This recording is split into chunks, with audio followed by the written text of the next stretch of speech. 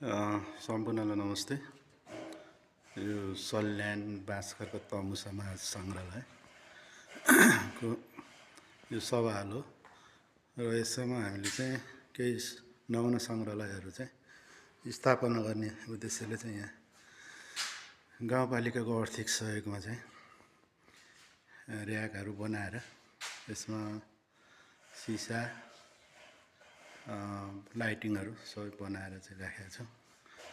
यो सङ्ग्रहालयको मुख्य उद्देश्य भनेको पुराना हाम्रो जिजुबाजेहरूले चलाउँदै आएको सामानहरूलाई चाहिँ संरक्षण रूपमा चाहिँ नमुनाको रूपमा चाहिँ यहाँ संरक्षण गरेर राख्ने र जुन कि यो हाम्रो भावी पुस्ता पछाडि आउने हाम्रो पुस्ताहरूलाई ती कुराहरूको चाहिँ जानकारी होस् भन्ने उद्देश्यले चाहिँ यहाँ सङ्ग्रहालयको रूपमा चाहिँ स्थापना गरेको छौँ र यसमा केही सामानहरू आएको छ, जस्तै यो माथिको कृषि औजारहरू,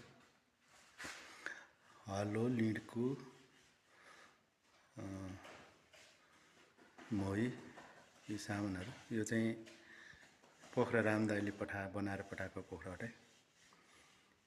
रामदाईलाई धेरै धेरै धन्यवाद। यो चाहिँ हामीले चलाउँदै आउने मादल अनि पछि त्यस्तै गरेर छेले भन्छ गुरु भाषामा, त्योहरू भयो।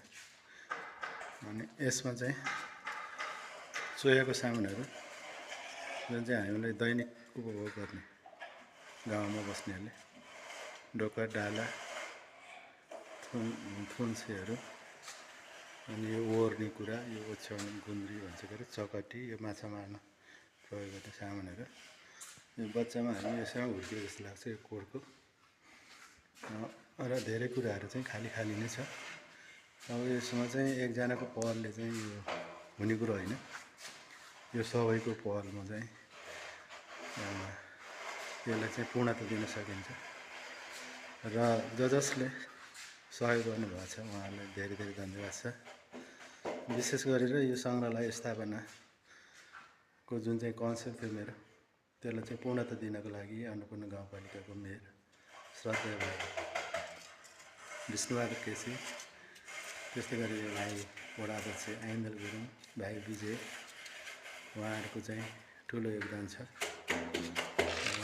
यो जुन चाहिँ यो सङ्ग्रहालयको र्याकहरू बनाउने को लागि पहिलो वर्ष नै उहाँले मैले कुरो राख्ने बित्तिकै 3 लाख दिएर चाहिँ यो 8वटा 6 बाई 6 फुटको 8वटा दिनुभएको थियो र त्यसको लगतै फेरि ल भाइ